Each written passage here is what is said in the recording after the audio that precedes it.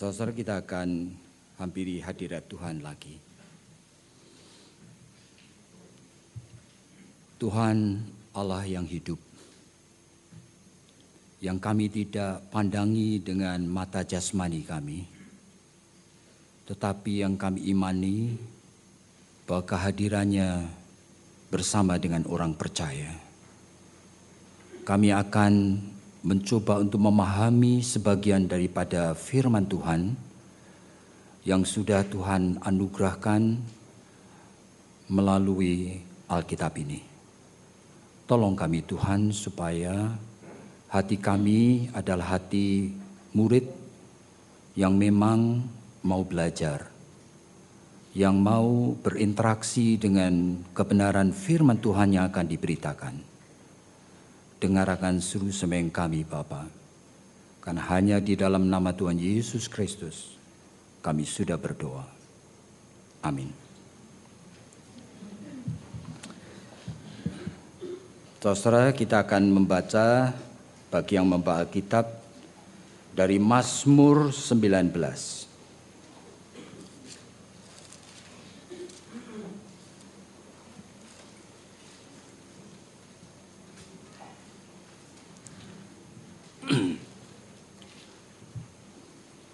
Mazmur 19. Untuk pemimpin biduan, Mazmur Daud.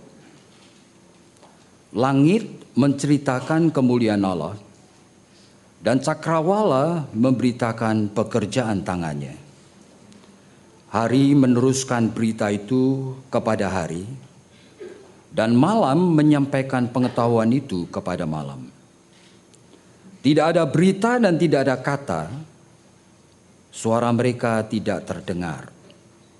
Tetapi gema mereka terpencar ke seluruh dunia, dan perkataan mereka sampai ke ujung bumi.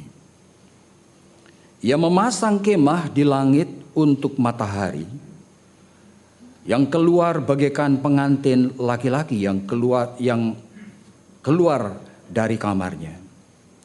Girang bagaikan pahlawan yang hendak melakukan perjalanannya. Dari ujung langit ia terbit, dan ia beredar sampai ke ujung yang lain. Nah, tidak ada yang terlindung dari panas sinarnya. Taurat Tuhan itu sempurna, menyegarkan jiwa.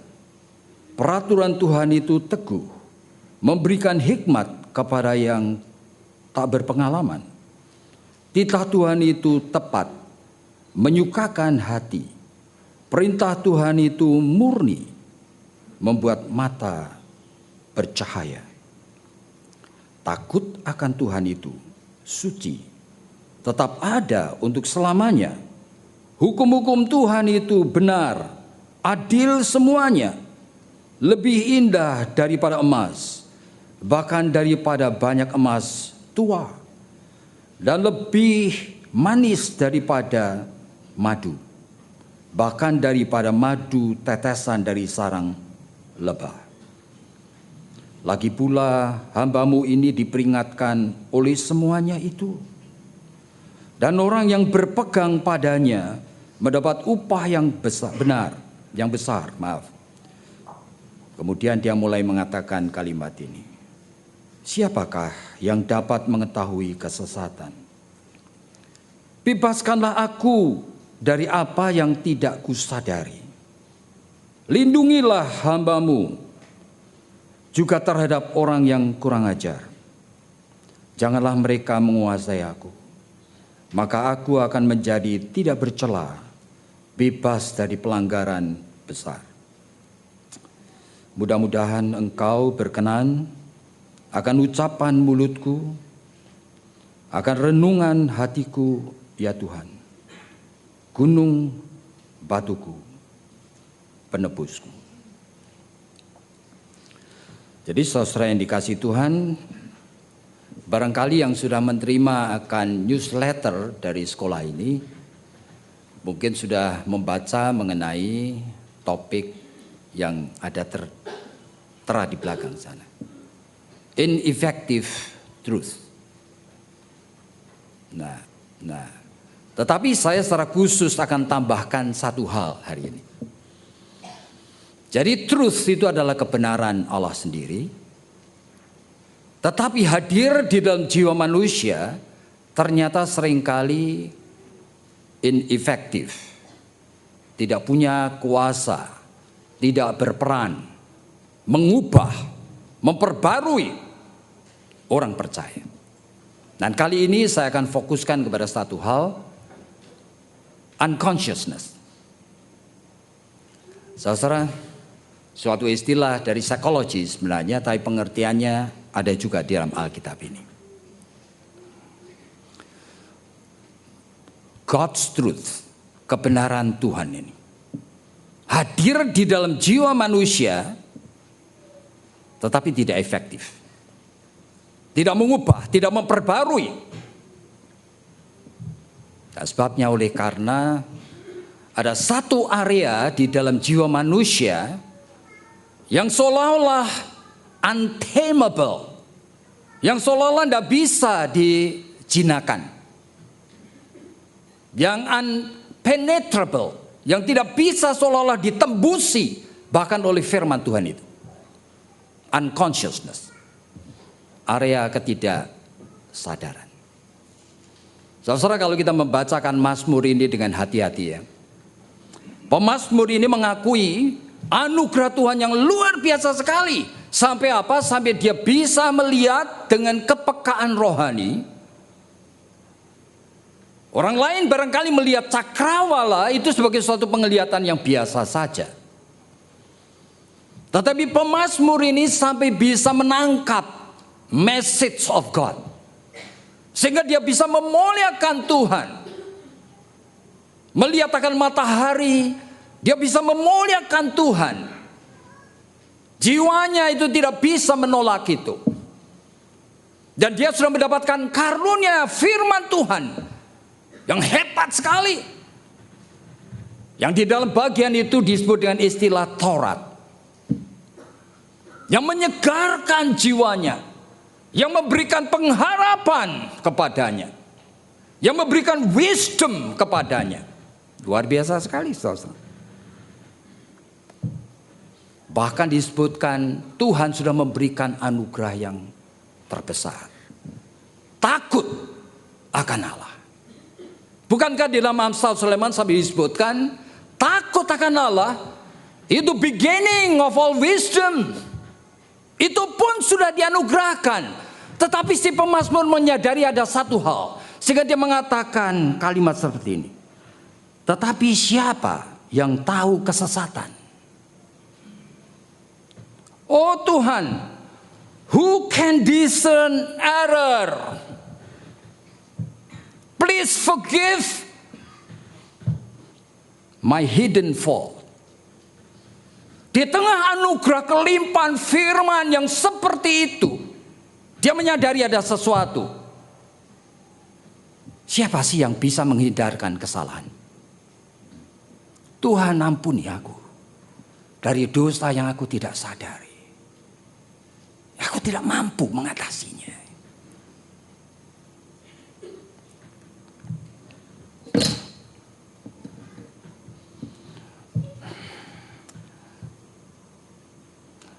Ketika Nobel Sastra tahun ini itu diumumkan ya, yang dapat adalah seorang Chinese, ya, namanya Guan Mui. Ketika dia mendapatkan hadiah Nobel Sastra itu banyak orang tidak setuju, saudara. Termasuk rekan-rekannya sendiri, barangkali saudara kenal Ai Weiwei. Itu orang top sekali di China sekarang ini, yang pernah ditangkap digebukin oleh oleh tentara di China. Oleh karena apa? Dia orang pintar sekali yang sudah mampu menyingkapkan akan macam-macam skandal korupsi. Terusannya khususnya di dalam Sichuan School Corruption Scandal. Sampai dia dimasukkan penjara dan digebukin orang ini. Ai Weiwei pun tidak setuju. Oleh karena apa? Oleh karena rasanya tulisan daripada Guan Mui ini biasa aja. Tetapi panitia dari Nobel Prize ini menangkap something, saudara. Ini tulisan tidak biasanya, sehingga dia menyebutkan sebagai the most influential literature yang pernah dibuat orang tahun 2012 ini. Kenapa? Alasan daripada panitia Nobel Prize ini adalah karena Guan Moye mampu menyingkapkan sisi-sisi gelap, kotor, yang selama ini tidak pernah disentuh oleh penulis-penulis yang lain. Di belakang politik, ekonomi, dan sosial di China. Nah, membaca itu saya setuju sekali. Dia ngerti. Meskipun Guan Moye ini tidak pernah menyebut nama Freud. Oleh karena apa? Ya, kalau saudara belajar akan psikologi, saudara akan tahu bahwa istilah mengadopsi dengan nama Freudian itu sudah merupakan sesuatu yang tidak populer. Sudah kelewat, sudah tidak dianggap menarik lagi. Tetapi sebetulnya pengertiannya adalah di situ. Adalah apa yang Freud pernah sebutkan dengan istilah unconsciousness ini.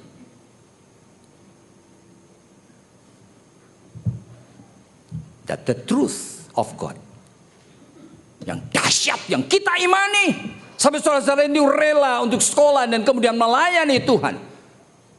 Pemazmur ini mengatakan, aku sudah menerima itu semua, tapi ada something hidden fault. Aku tidak mampu menguasainya. Forgive my hidden fault. Ampuni segala dosa yang aku tidak sadari. Yang kadang-kadang itu muncul seperti setan, begitu aja. Saudara Charles Allen dalam bukunya Victory of the Valley of Life itu cerita mengenai suami istri muda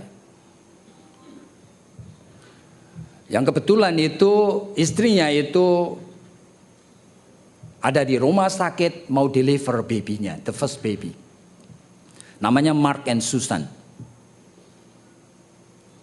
Tapi memang pemeriksaan itu tidak menggembirakan, begitu ya. Babynya kurang aktif. Tetapi mereka tetap percaya bahwa nothing wrong with the baby.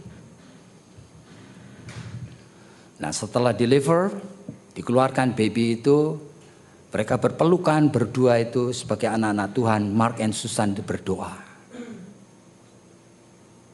Kemudian dokter itu muncul, saudara. Wajahnya kurang enak, saudara. Nah, dia mengatakan, you have a Down syndrome, baby. Kaget dia. Wah, akhirnya Susan tidak tahan, dia menangis. Wah, Mark menghibur dia, menepuk-nepuk, dan kemudian mereka sebagai anak Tuhan saling menguatkan. Mereka juga membisikin satu dengan yang lain apa yang menjadi kebenaran-kebenaran firman Tuhan. Bukankah baby itu adalah titipan Tuhan? Dan kita ini sebetulnya dapat privilege, dipercayai oleh Tuhan untuk merawat baby yang tidak mudah ini. Down syndrome baby. Sampai akhirnya mereka berdua itu sepakat. Dan ketika suster itu membawakan baby itu mendekat kepada ibunya, Susan itu mengatakan dengan lancar sekali, yes, God has chosen to bless us with a Down syndrome baby. Ya, Tuhan sudah memilih untuk memberkati kami dengan baby yang Down syndrome. Thanks God. Waduh, suster ini kaget. Dia speechless. Kemudian dia cerita kepada suster-suster lain, saudara. Hari itu ada banyak suster datang itu. Dan kemudian memberikan ucapan selamat. Gitu. Meskipun takut hati-hati. Begitu. Nah, oleh karena banyak suster yang seperti itu, kemudian pemimpin dari hospital itu kemudian mengatakan kepada Mark, sebelum kamu pulang, bagaimana kalau kebetulan di hospital ini hari ini ada kebaktian. Bagaimana kalau kamu kasih testimoni? Oh ya, sure. Pada saat itu ketika testimoni diberikan, Mark itu dengan penuh confidence dan iman itu mengatakan kalimat seperti ini. Siapa yang ingin menerima Yesus sebagai Tuhan dan Juru Selamat? Ada 9 orang angkat tangan. Berkat awal menyertai akan Down syndrome baby tadi. Puji Tuhan ya, senang sekali. Apa betul itu happy ending seperti itu? Kenapa saya tanya begini? Di dalam jiwa manusia itu ada 3 macam level kesadaran. Nah, di dalam consciousness, sadar. Manusia membentuk pattern of thought. Pikirannya itu dibentuk di sana. Nah, kalau dia cukup matang, bahkan bisa mempertemukan berbagai macam paradoks. Ya, makanya di dalam iman orang percaya menghadapi aniaya pun kadang-kadang conclusionnya itu sampai indah sekali. Ya. Oleh karena apa? Oleh karena ayat Alkitab itu begitu kaya. Sehingga di dalam level consciousness ini mereka mampu menyusun ini. Sampai sama seperti Mark dan Susan tadi. God has chosen to bless us with a Down syndrome baby. Bagus ya. Tetapi saudara, manusia punya fase yang kedua. Pre-consciousness. Nah, ini menjadi masalah sekarang. Oleh karena di dalam alam setengah sadar, itu manusia tidak bisa tidak, mesti jujur. Ternyata jiwanya gelisah. Satu pihak dia mengakui Tuhan baik. Satu pihak sudah mengklaim dengan mulutnya, menemukan ayat-ayat dalam Alkitab yang mensupport itu. God is so good, tidak mungkin keliru Tuhan. Pasti maksudnya baik. Tapi di dalam pre-conscious mulai ada ruangan bertanya. Nah, sehingga ada sesuatu yang kita sebut ambivalensi antara yes and no. Nah, saudara perhatikan di sini. Tapi yes okay. Karena ini masih disadari, sehingga manusia di dalam pergumulan itu kemudian itu memakai defense mechanism. Ya, rasionalisasi. Bukankah Mazmur 127 mengatakan bahwa anak itu cuma titipan Tuhan, bukan milikmu.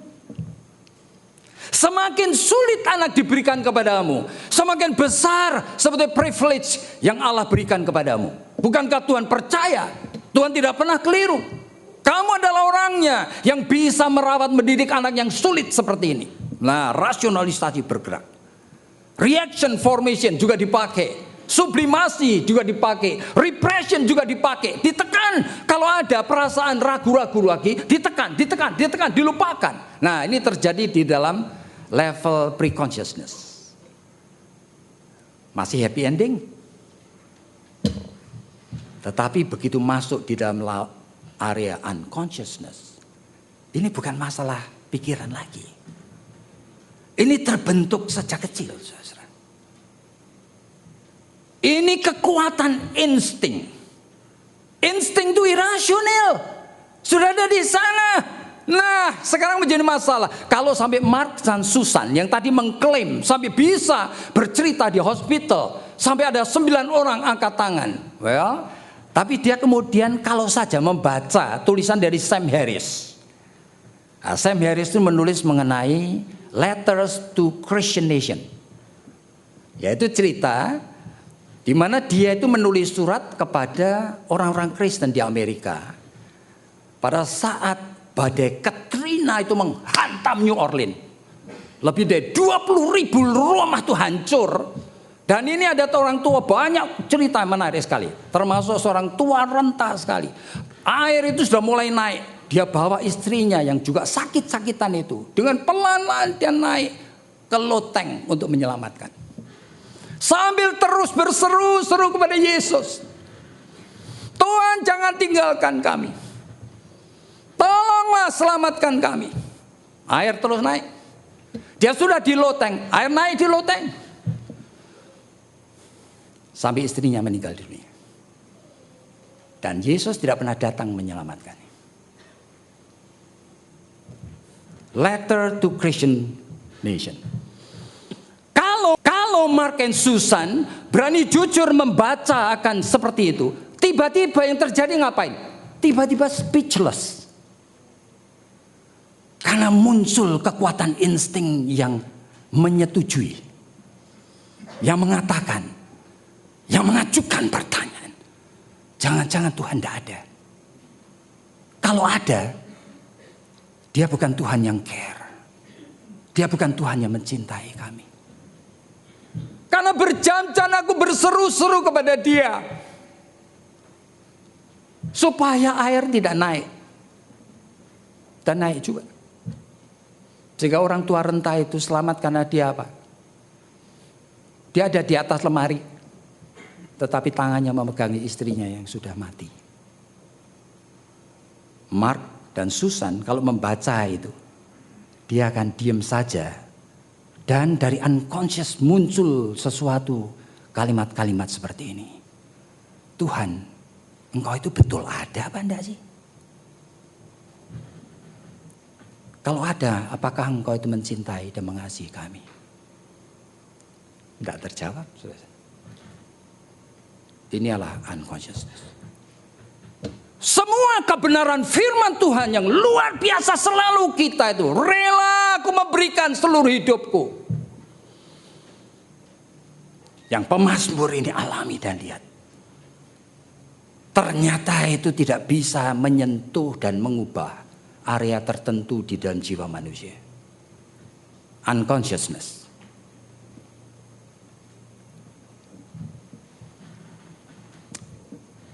Sekarang yang kedua. Ternyata saya mencoba melihat-lihat dalam Alkitab ya. Saya melihat-lihat itu ternyata masalah seperti ini bukan terjadi oleh karena orang Kristen menderita. No, orang-orang Kristen yang dimanja. Luar biasa ya. Orang Kristen yang dicintai Tuhan. Orang Kristen di mana Tuhan terus berpihak kepadanya. Ternyata juga mengalami.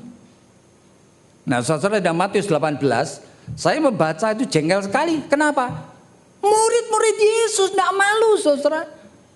Sampai berdebat siapa sih yang paling besar di dalam kerajaan surga. Dan tanya lagi sama Tuhan Yesus. Tuhan, dalam kerajaan surga itu paling besar siapa sih? Kami yang 12 yang mana? Luar biasa ya. Dan Tuhan lebih aneh lagi.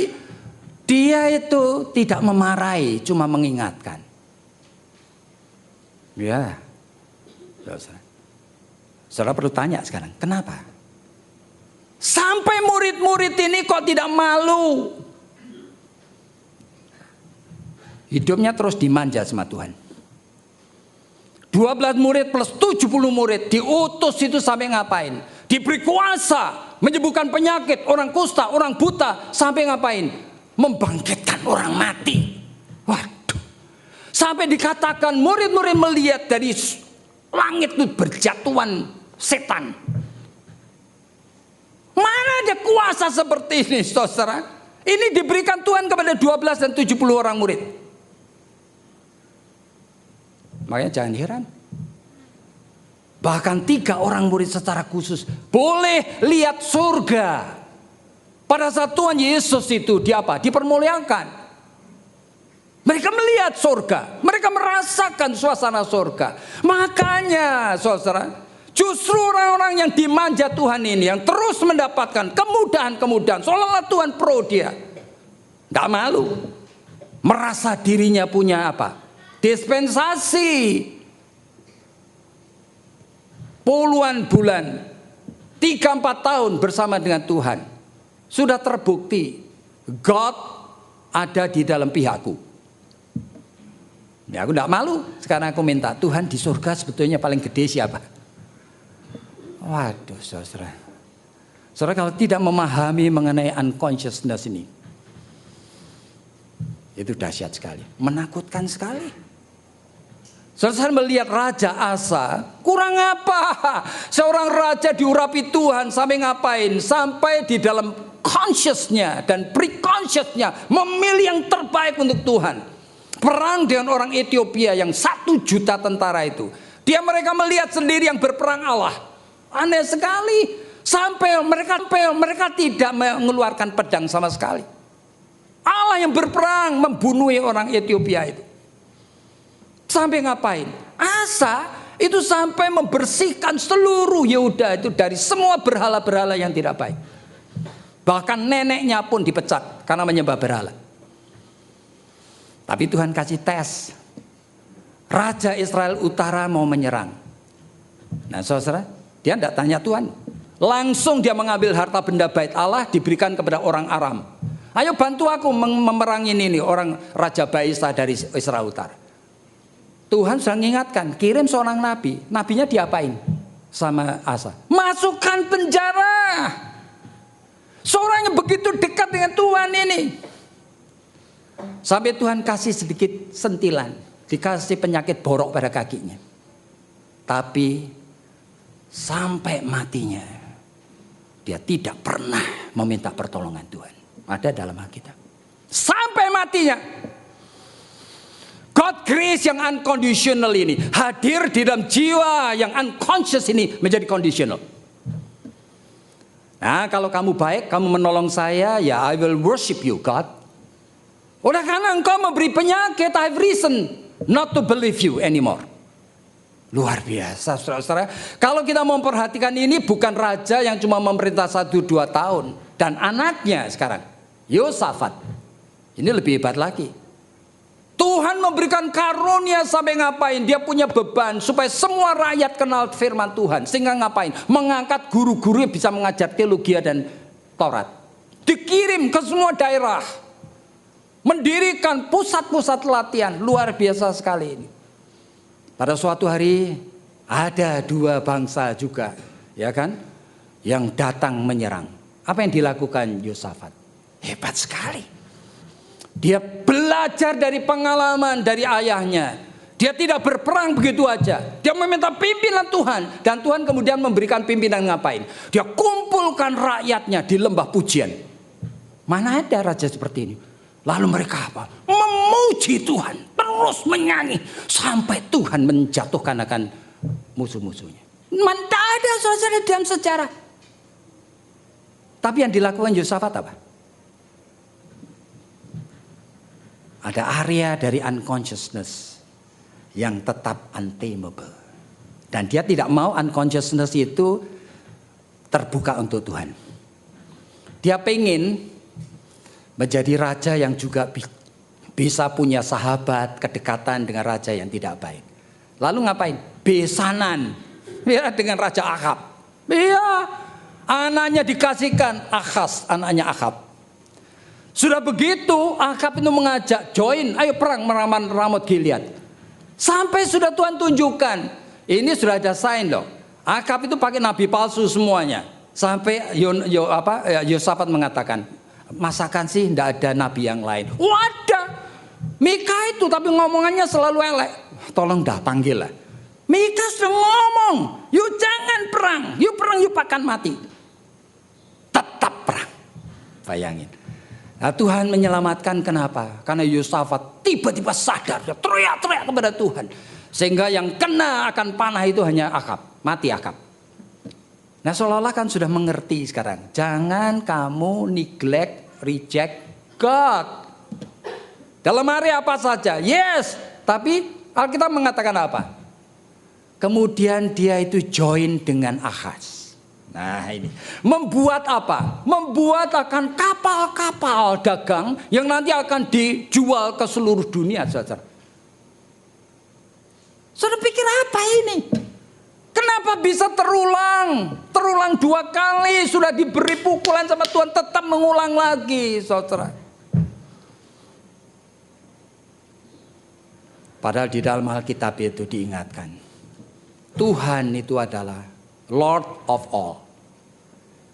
Seorang hamba Tuhan mengatakan, if Christ is not the Lord of all, He is not the Lord at all. Kalau Tuhan itu bukan Tuhan atas semua aspek, termasuk aspek A, B, C sampai semuanya, dia seperti bukan Tuhan. Dan dia lakukan ini.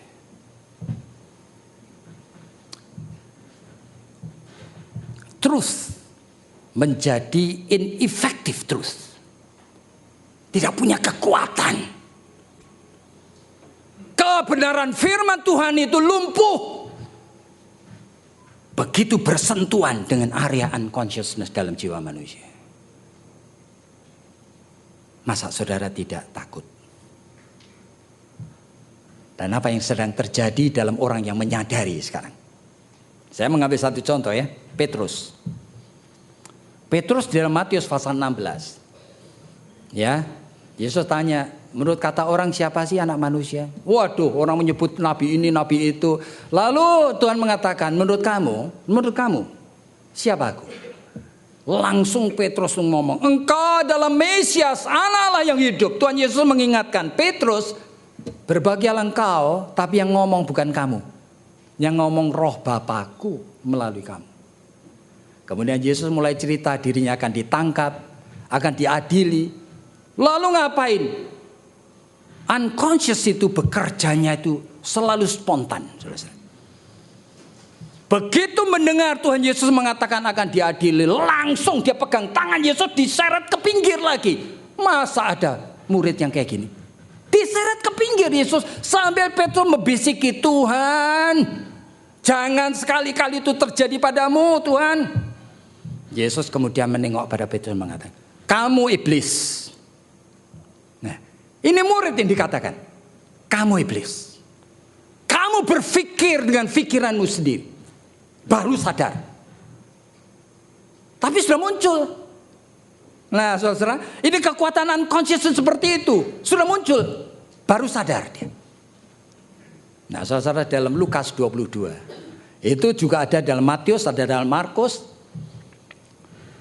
Yesus mengatakan kepada Simon Petrus, Simon Petrus, iblis sangat sekali meminta kepadaku, akan menampi kamu seperti gandum. Jadi ini aneh sekali ya. Lalu Yesus mengatakan, aku sudah berdoa untukmu. Yang berdoa siapa? Bukan manusia biasa, Tuhan. Tetapi tetap kamu pasti akan jatuh. Aneh kan? Ini suatu misteri yang aneh sekali. Saudara, Tuhan Yesus mendoakan aja tidak berhasil, lalu bagaimana kita? Tuhan Yesus mengatakan, aku sudah mendoakan engkau. Lalu Yesus mengatakan, kalau nanti kamu sudah insyaf, ya setelah jatuh kamu insyaf, tolong ya kuatkan saudara-saudaramu. Petrus ngomongnya mengenai itu. Tuhan, aku mau masuk penjara, aku mau mati untukmu. Petrus, kamu tidak ngerti. Sebelum ayam berkokok 2 kali, kamu akan menyangkali aku 3 kali. Dan saudara kalau membaca dalam Matius, dalam Markus luar biasa. Pada saat Yesus ditangkap, Petrus tidak ditodong dengan pisau atau belati atau tombak. Ini pembantu rumah tangga yang tanya, loh kamu itu kan yang ikut Yesus itu toh? Wah, langsung dia sumpah-sumpah, saudara. Kemudian lagi 2 kali. Nah, saudara-saudara jangan lupa. Ini 2 kali dia sudah sadar, unconsciously menolak Yesus. Unconsciously menolak Yesus. 2 kali ya. Kalau you baca Lukas 22 ayat 59. Nah, ini dahsyat sekali. Selang 1 jam kemudian. Ini tidak langsung, saudara-saudara. Tidak dicobai pertama, kedua, lalu ketiga jatuh terus. Enggak. Pertama, kedua, sadar dia. Aku jatuh, aku tidak bisa setia. Oke? Lukas mengatakan, sejam kemudian. Berarti ada waktu lama banget. Karena Yesus dianiaya itu lama banget, 3-4 jam di sana. Lama banget. Ada seorang yang tanya lagi, loh kamu itu kan ikut Yesus itu toh. Maka disebutkan Petrus mulai bersumpah-sumpah. Luar biasa. Mengutuk-ngutuk. Wah, ini anak Tuhan, saudara, masakan kalian di sini lebih baik dari Petrus. Saya membaca ini, saya mulai melihat gambaran saya sendiri. Oh Tuhan, please forgive me. Sebelum aku jatuh terus ini, gimana aku ini? Oleh karena ini adalah kekuatan dari unconsciousness. Sadar sekali Petrus, tetap jatuh. Lalu bagaimana kita? Saudara, kalau kita mau perhatikan hal-hal ini, lalu penyelesaian kita mau apa? Saya tidak tahu apa yang saya akan berikan bekal kepada mahasiswa-mahasiswa yang mau lulus ini. Oleh karena apa? Semua pengetahuan persis seperti yang Mazmur 19 kalian sudah terima. Sampai diajarin takut akan Tuhan, diajarin cinta Tuhan, diajarin untuk kenal akan firman, cinta firman Tuhan, silakan. Tetapi Mazmur mengatakan, tapi aku tidak kuasa mengatasi hidden fault. Bagaimana? Jawabannya ada beberapa. Yang pertama, saudara mesti kenal diri sendiri. Unconsciousness saudara itu sudah menyimpan kelemahan yang beda-beda. Tapi saudara tahu, sebetulnya tahu, pernah jatuh. Pasti saudara pernah jatuh. Saudara tahu. Sebagai pemuda-pemudi, saudara mesti mengerti. Jikalau saudara menonton TV, melihat orang ciuman, bercumbuan, dan saudara tetap nonton. Oleh karena apa? Oleh karena saudara penzina. Saudara punya jiwa berzina. Persis seperti itu. Gembala kalah Tuhan. Kemudian yang ketiga kalinya Yesus sekarang itu menurunkan derajatnya. Jadi apakah engkau mencintai aku dengan cinta sama seperti orang lain itu? Cinta file, brotherly love. Maka sedihlah Petrus. Yes Lord, I love you only with brotherly love. Nah ini kan sudah sadar kita. Lalu Yesus ngomong sekarang. Pada masa kamu muda, kamu bisa pergi kemana-mana. Tapi akan tiba waktunya. Orang akan mengikat kamu. Tiba-tiba unconscious yang tadi sudah disadari. Muncul lagi. Dia mulai gelisah lalu melihat siapa? Melihat Yohanes lewat. Lalu ngapain? Dari unconscious keluar jiwa envy-nya. Tuhan gimana dengan dia? Seolah-olah kenapa aku tok? Bagaimana dengan dia? Yesus memandang Simon Petrus dan mengatakan, apa yang akan terjadi dengan orang ini? Bukan urusanmu. You just follow me. Berulang kali seperti ini. Dan di dalam Apokrifa, Saint Peter, Acts of Saint Peter, diceritakan Petrus itu yang menjadi bishop di Romawi. Pada tahun 64, Roma itu dibakar oleh Nero. Hanya untuk membinasakan orang-orang Kristen. Tapi Nero sendiri yang bakar. Maka larilah Petrus. Nah, di tengah jalan bertemu dengan Yesus. Yesus tidak menyapa, dia cuma jalan. Petrus mandek. Petrus tanya, Go Vadis, mau kemana? Yesus jawab, aku akan kembali ke Roma untuk disalibkan kedua kalinya. Menangislah Petrus. It should be me. Diam balik ke sana. Nah, itulah cara Tuhan menaklukkan. Luar biasa sekali, saudara. You tidak bisa backing mengatakan Tuhan tolong ambil unconscious sin ini. Tidak pernah terjadi. Tuhan tidak melakukan itu. Tuhan izinkan itu menjadi stigma. Cacat di dalam jiwamu, jiwaku. Seumur hidup. Tidak pernah selesai. Hanya bisa dihadapi. Dengan kita mengatakan, Tuhan tolong aku. Sehingga di dalam Ibrani dikatakan, just look upon Jesus. Turn your eyes upon Jesus. Pandanglah dia saja. Oleh karena dia yang akan menyempurnakan imanmu. Dan kalau saudara kehilangan akan hal yang esensial ini. Hidup ini sebenarnya cuma permainan sandiwara agama. You melayani di sana sini. Ya belum mendapatkan suasana krisis di mana unconscious itu akan muncul seperti setan. Tapi sebelumnya kita sadari dulu, Tuhan ini aku, tolonglah aku. Mulai pada hari ini saudara di wisuda, saudara membawa suatu pengertian dan kesadaran baru. Dan biarlah nama Tuhan selalu boleh dipelihara kesuciannya. Mari kita tunduk kepala dan kita berdoa. Tuhan, kami tahu kami semua orang berdosa dan di dalam natur kami ini tersimpan dosa yang seolah-olah tidak bisa disentuh. yang tidak tertembusi Tuhan, yang kami sendiri tidak kuasa mengubahnya. Di dalam area itu kebenaran-Mu tidak punya kuasa apa-apa. Tuhan Yesus, tolong kami untuk mengerti, supaya kami betul-betul memahami perjalanan imani yang seperti ini, sehingga kami akan terus belajar menggantungkan diri kepada belas kasihan-Mu dari waktu ke waktu. Kami berdoa untuk setiap orang yang akan diwisuda, supaya mereka mengerti ini Tuhan, sehingga mereka terus hanya berpegang kepada tangan-Mu. Dengar doa kami.